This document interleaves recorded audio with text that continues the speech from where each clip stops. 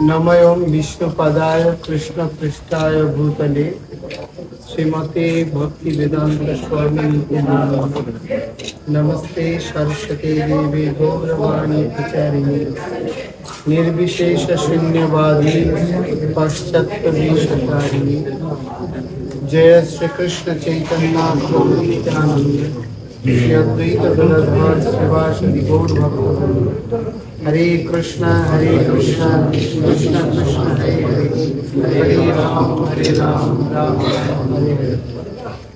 जय तम देवी चामुंडे जय भूत प्रहारिणी जय सर्वगति देवी काल रक्षि नमस्तुते जयंती मंगला काली भद्र काली कपालिनी दुर्गा शिवा क्षमाधत्री स्वाहा स्वधा नमस्ते। तो माয়ের 51 পীঠস্থানের অনন্য এই পীঠভূমি মহারাজ প্রতাপাদিত্যের আরাধ্য দেবী মাতা যশোরেশ্বরীর এই পবিত্র পীঠভূমিতে আজকে মায়ের স্মৃতিগৃহের দর্শন লাভ এবং মায়ের চরণে অঞ্জলি দান করতে পেরে আমরা অত্যন্ত কৃতার্থ এবং সৌভাগ্যমণ্ডিত বলে মনে করছি। তাও ভীষ্ম পঞ্চকের প্রথম দিবস এবং উত্থান একাদশীর মতো পবিত্র তিথিতে দামোদর মাসে। তো আপনারা যারা এই পবিত্র পীঠস্থানকে আশ্রয় করে এই ভূমিতে অবস্থান করছেন আপনারা আরো বেশি সৌভাগ্যবান এবং মহিমান্বিত। আমাদের শাস্ত্রে বলা হচ্ছে প্রতিটি পীঠভূমি 10 ক্রোশ সীমা ধরে বিস্তৃত। তো সেই হিসেবে এখান থেকে 25 মাইল চতুর্দিকে হচ্ছে পীঠমণ্ডল। এর মধ্যে যারা বসবাস করছেন বা জন্মসূত্রে বা কর্মসূত্রে আছেন আপনারা অনেক মহিমান্বিত। দেব গন্ধ সিদ্ধ এবং কিন্নরাদি সকলের কাছে আপনারা অত্যন্ত বরণীয়। তো যে যত বড় মহান হয় তার দায়িত্ববোধ এবং কর্তব্যবোধ তত বেশি আপনার গুরুত্বপূর্ণ হয়ে ওঠে। তো আপনার রূপ সনাতনের ভজনস্থলী এবং অদ্বৈত প্রভুর জন্মস্থান, পুণ্ডরিক বিদ্যানিধির আবির্ভাব স্থান, বাসুদেব মুকুন্দ দত্তের জন্মস্থান, এরকম ইতিহাস প্রসিদ্ধ যে স্থান এবং মৈনাক পর্বত শিখর উপরই কক্সবাজার আদিনাথ রয়েছে এবং ফটিকছড়িতে কাঞ্চননাথ রয়েছে। এই অধিকাংশ তীর্থস্থানগুলো অত্যন্ত অবহেলিত কয়েকটা ছাড়া, যেমন আমাদের পুণ্ডরিক ধাম, পাটবাড়ি, এগুলো ছাড়া অধিকাংশ মহাপ্রভু লীলাস্থলগুলো অরক্ষিত এবং আপনার তার যথোপযুক্ত সেবার মান অনেক দুর্বল। 5টা পীঠস্থানের কথা যদি বলি তাহলে দেখবেন সেই পীঠস্থানগুলিতে অরক্ষিত।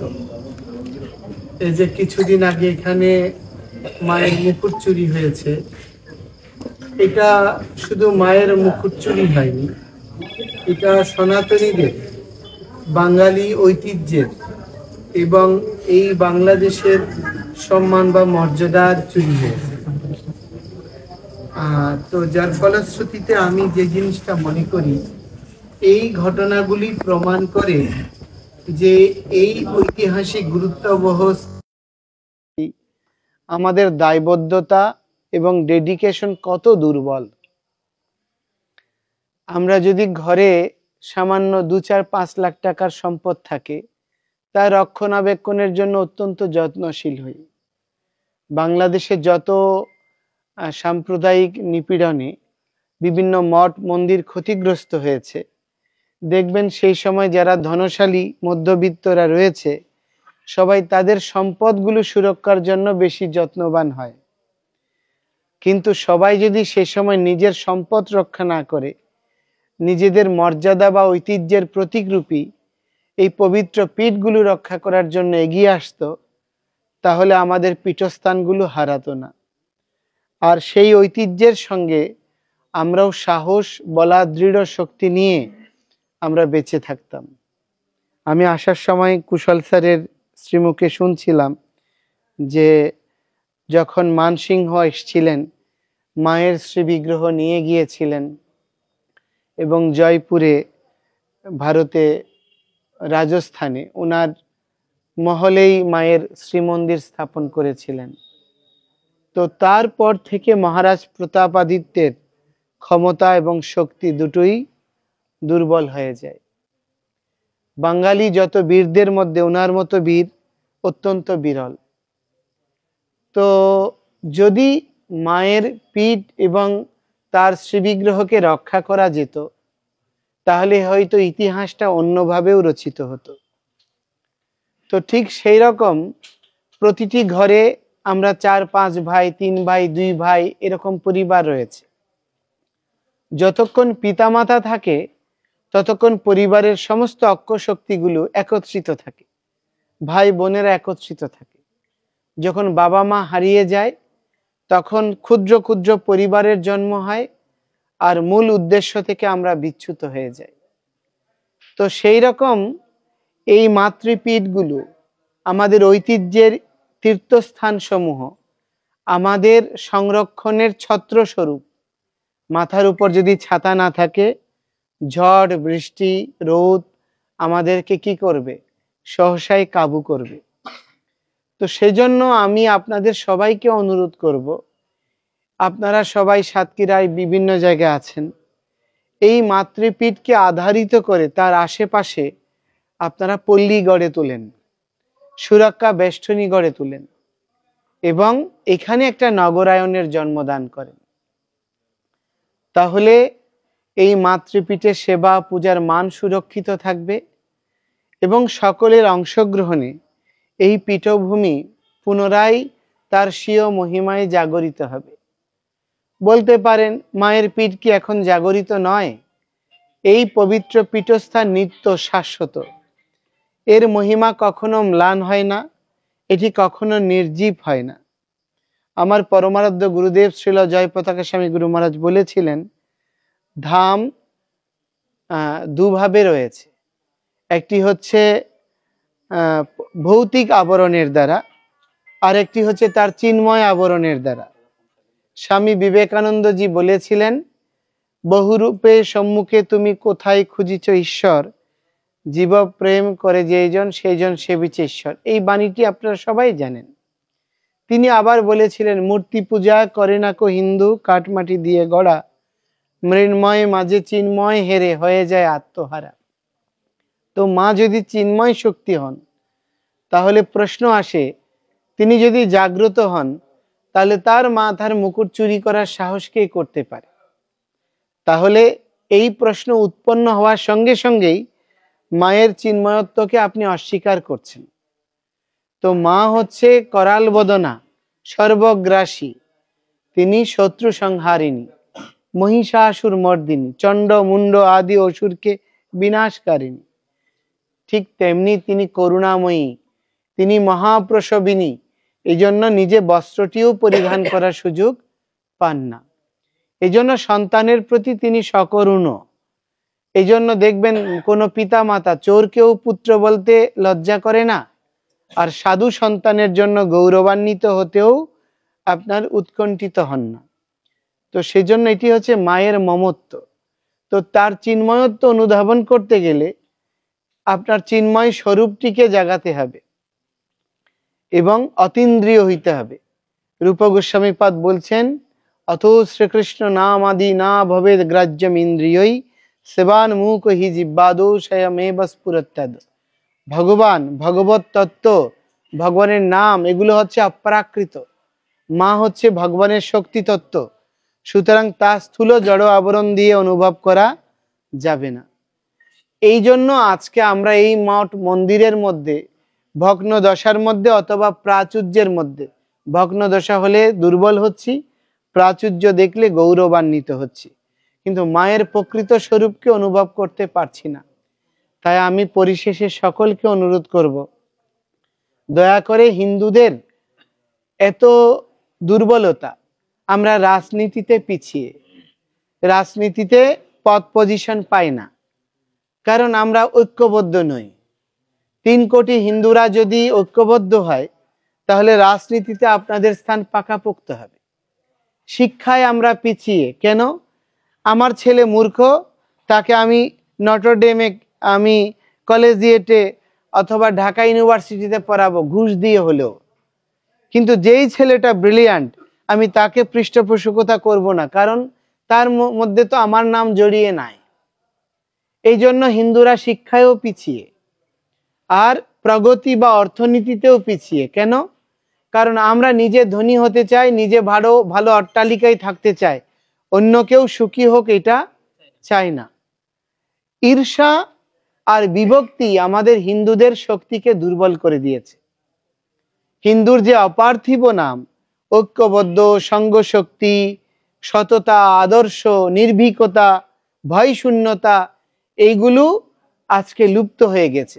হিংসা আর বিভক্তি গ্রাস করেছে।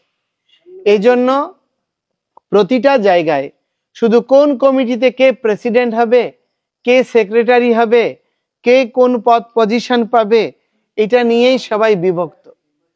তো আমরা সবাই নেতৃত্ব চাইছি, কিন্তু আদর্শ নেতা হচ্ছেন সার্ভেন্ট লিডারশিপ, সেবক নেতা। যে আদর্শ সেবক হবে সেই প্রকৃত নেতা হতে পারে। দেশ মাতৃকার স্বাধীনতার জন্য, ভারত উপমহাদেশকে ব্রিটিশ থেকে মুক্ত করার জন্য এই খুলনা, ফরিদপুর বৃহৎ অঞ্চলের স্বামী প্রণবানন্দজি এবং আপনার হরিচাঁদ ঠাকুর, গুরুচাঁদ ঠাকুর, ঠাকুর অনুকূল চন্দ্র পাপনা নিশ্চয়ই অঞ্চলে, এবং আপনার জগৎবন্ধু সুন্দর এবং অনেক মনীষীদের জন্ম, এবং শ্রীল ভক্তি সিদ্ধান্ত সরস্বতী ঠাকুরের অনেক শিষ্যগণের জন্ম, আচার্যগণের জন্ম এই খুলনা অঞ্চলে, সাতক্ষীরা অঞ্চলে। তো আমি আপনাদেরকে বলবো, এত উর্বর ভূমি, ঋষি অরবিন্দ আদি, আমাদের ক্ষুদিরাম আদি, বাংলার সূর্য সেন, প্রীতিলতা আদি যত বীরেরা আছেন, তাদের আত্মত্যাগের মহিমায় আমরা কেউ উদ্বুদ্ধ হইনি।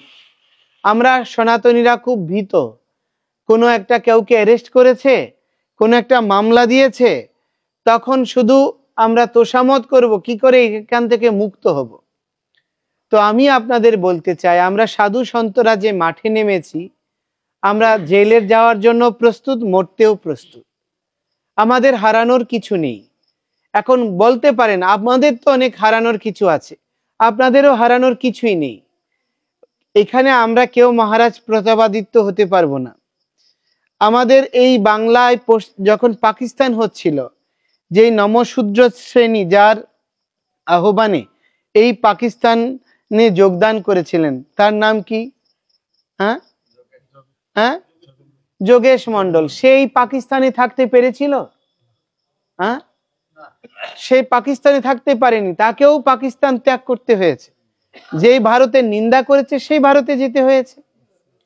তো আমরা যদি বিভক্ত হই, তাহলে এই বাংলাদেশের বঙ্গভূমির ভূমিপুত্র রূপে এই মাতৃভূমির লালিত স্নেহে বেড়ে ওঠার অবদানগুলো, ঋণগুলো কখনো পরিশোধ করতে পারবো না।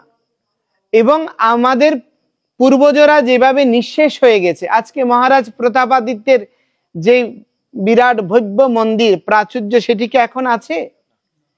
আমার এই মায়ের পীঠ মন্দিরের চেয়েও অনেক ছোট ছোট এলাকার গ্রামীণ জনপদের মন্দির অনেক বেশি মাধুর্য মণ্ডিত। ঠিক বলছি না ভুল বলছি? তাহলে সেই রকম ঐতিহ্যগুলো যখন হারিয়ে গিয়েছে, সেখানে আপনার স্ত্রী পুত্র, আপনার অর্থ সম্পদ, বৈভব, পারিবারিক সম্পত্তি আপনাকে কতদিন বাঁচিয়ে রাখবে? 3 তলার ভৈরব মন্দির, এখন দেখলাম সেই শ্রী ভৈরব বিগ্রহ এখানে, সেটাও নিঃশেষিত হয়ে গেছে। তাহলে দেবীর ভৈরব হচ্ছে দেবী পীঠের সুরক্ষক, অথচ আজকে সেই সুরক্ষকই দেবী পীঠেই রক্ষিত হচ্ছে। তো এই রকম দুরাবস্থার জন্য দায়ী কারা? আমরাই। তো আমরা যখন ঘরের ভেতর থাকবো, আগুনে পুড়ে মরে যাওয়ার সম্ভাবনাই বেশি। যদি ঘর থেকে বেরোই, আঘাত পেতে পারি, অঙ্গহানি হতে পারে, কিন্তু প্রাণে বেঁচে থাকার সম্ভাবনা রয়েছে। সেজন্য আমি আপনাদেরকে বলবো, আমরা যেন আমাদের ইতিহাস ঐতিহ্যকে সংরক্ষণের জন্য, পূর্বজদের মর্যাদাকে সুসংরক্ষণের জন্য, আমাদের ধর্ম, কৃষ্টি, ইতিহাস, ঐতিহ্যকে বাঁচিয়ে রেখে বাংলার অসাম্প্রদায়িকতা, বাংলাদেশের পরস্পর অসাম্প্রদায়িক চরিত্র, পরস্পরের প্রতি ভালোবাসা এবং সমস্ত জাতি, বর্ণ, ধর্ম নির্বিশেষে সকলের সহাবস্থান নিশ্চিত করার জন্য, গণতন্ত্রকে সুরক্ষিত রাখার জন্য, যদি দেখুন আমরা যদি না থাকি বাংলাদেশে, তাহলে কারা থাকবে? শুধু ইসলাম ধর্মাবলম্বীরা থাকবে। দেখবেন তাদের মধ্যে অনেক আকীদা রয়েছে, অনেক মতাদর্শ রয়েছে, তখন তারাই সংঘর্ষ করবে। আজকে আমরা আছি বলেই দৃষ্টিটা হয়তো আমাদের দিকে। তো সেজন্য আমি আপনাদেরকে বলবো, দয়া করে বাংলাদেশে গণতন্ত্র আর সহাবস্থানের জন্য বিভিন্ন সংস্কৃতি, মতাদর্শ, সব ধর্মের উপস্থিতি অত্যন্ত প্রয়োজন। না হলে এই ভূমি একদিন তালেবানের দেশ হয়ে যাবে, পাকিস্তান হয়ে যাবে। অত্যন্ত লজ্জাস্কর বিষয়, পাকিস্তানের মতো দেশ, যে দেশ থেকে আমরা স্বাধীনতা নিয়েছি, সেই দেশেই সংখ্যালঘু মন্ত্রণালয় রয়েছে, সংখ্যালঘু কমিশন রয়েছে, সংরক্ষিত আসন রয়েছে, কিন্তু দুর্ভাগ্য আমরা এত স্বাধীনতা পেয়েছি যে আমরা এখন সেগুলো কিছুই পাইনি। সেগুলোর জন্য সেই দেশের বিচারপতি, প্রধান বিচারপতি হন আপনার সসম্মানে, আবার তিনি রিটায়ার্ডও করেন, আর আমাদের দেশের প্রধান বিচারপতিকে পালিয়ে বেড়াতে হয়। এই রকম একটি দেশে আমরা যদি সবাই সোচ্চার না হই, আপনারা হয়তো পিঠ বাঁচাতে পারবেন, আপনাদের পুত্র আর প্রজন্মরা কেউ এখানে বেঁচে থাকতে পারবেন। তো সেজন্য আপনাদের সবাইকে অনুরোধ করব, পরবর্তী প্রজন্মের জন্য, পিতামাতার জন্ম কেন, পুত্রদের সুখ আর সমৃদ্ধি দেখার জন্য। সেজন্য আপনারা সকলেই নিজেদের জীবনটা আমাদের সনাতনীদের ঐক্যবদ্ধ করার জন্য, এই পবিত্র পীঠগুলো সংরক্ষণের জন্য এগিয়ে আসুন। দয়া করে প্রভুত্ব পরিহার করে দাস্যাভিমান, আমি দাস, মায়ের সেবক, মায়ের পুত্র হওয়ার জন্য কোনো পথ প্রয়োজন হয় না। মা যদি উপেক্ষা করে, ছোটবেলায় যখন মা আমাদেরকে পিটাতো, তখন আমরা দৌড়ে গিয়ে মায়ের আঁচলটা ধরে টানাটানি করতাম, আঁচলের নিচে লুকাতে চেষ্টা করতাম, কারণ মাই হচ্ছে আমাদের অন্তিম আশ্রয়। মা যশোরেশ্বরী আপনাদের সকলকে আশ্রয় দান করবেন, এই প্রার্থনা জানাচ্ছি মায়ের কাছে। এবং অনুরোধ করব, আমাদের কুশল স্যার এসছেন, প্রসেনজিৎরা আসছেন, অনেক দিন ধরে চেষ্টা করছেন, আপনারা সবাই সুসংঘবদ্ধ হয়ে, এই পীঠভূমি একটা ঐতিহ্যের স্মারক, এখানে একটা অভিভাবক মণ্ডল দরকার। এখানে আমাদের রামকৃষ্ণ মিশন রয়েছে, ভারত সেবাশ্রম রয়েছে, ইসকন রয়েছে, আমাদের হরিচাঁদ ঠাকুর, গুরুচাঁদ ঠাকুর রয়েছে, মতুয়ারা রয়েছেন, সব সম্প্রদায়ের বড় বড় যারা আচার্যরা আছেন, তাদেরকে একটা উপদেষ্টা মণ্ডলী করে তাদের অ্যাডভাইস নিয়ে আমরা যদি সাধু সন্ত সিদ্ধ পুরুষদের পদাঙ্ক অনুসরণ করি, আমাদের জয় অনিবার্য। আর আমরা যদি শুধু নিজের আকাঙ্ক্ষা প্রতিষ্ঠা করার জন্য কাজ করি, তাহলে আমাদের ক্ষয় কেউ রোধ করতে পারবে না।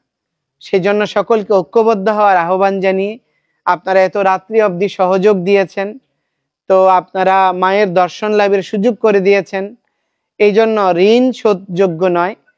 ভবিষ্যতে হয়তো আবার মায়ের এই পীঠভূমি দর্শনের সৌভাগ্য সুখ লাভ করব, এই প্রার্থনা জানিয়ে শেষ করছি। সবাইকে ধন্যবাদ।